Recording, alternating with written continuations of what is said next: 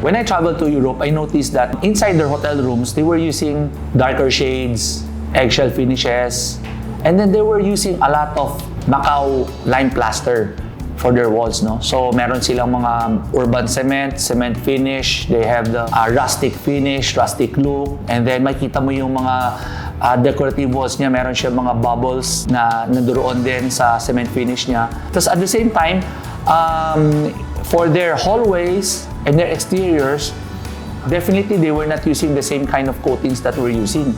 They were using textured coatings. And most of these textured coatings were used in the hotels, museums, even in their homes.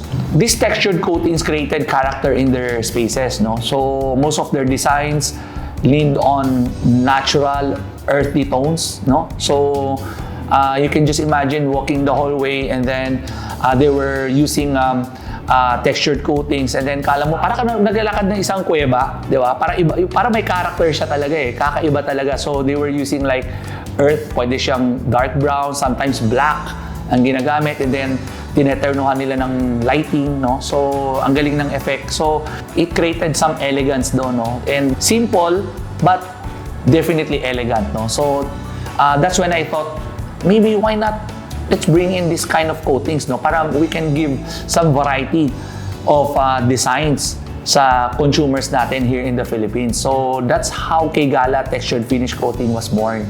So I called up our R&D team, and I also called up our product designer, and we tried to collaborate on how can we come up with this product where it should be versatile. At the same time, the consumer can choose the color they want, and they can choose the kind of sand that they want, in a way that when they go to the store, they can have this kind of choices, and then they can partner with this color, with this type of sand. They can have a fine sand, they can have a rough sand, partnered with a terracotta color.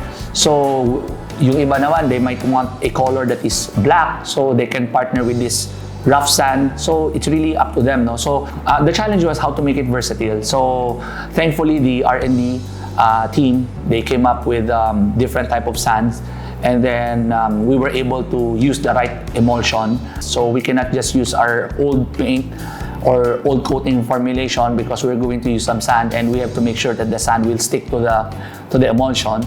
And then next thing was the product designer to choose the right size of sand, no? So as we all know, there are different meshes and different grades. So the product designer has to decide on what type of sand and how uniform the sand should be. After deciding on this, of course, we can do the spray, we can use trowel.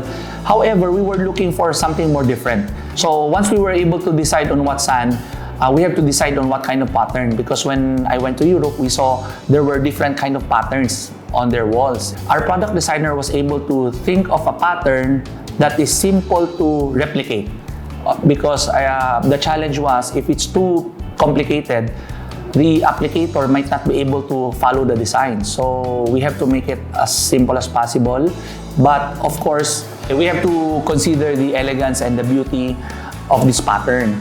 So thankfully, we were able to come up with these 10 patterns, and I hope you will like it as much as we do. So it created dynamic tones and textured finishes that bring your character to life, no? So yung room mo, parang ikaw yun, diba? So combining the right tools and techniques to unlock endless possibilities. From sandy consistencies to earthy textures, let the artistry of effect paints redefine your space. KGALA Textured Finish Coat is more than a paint.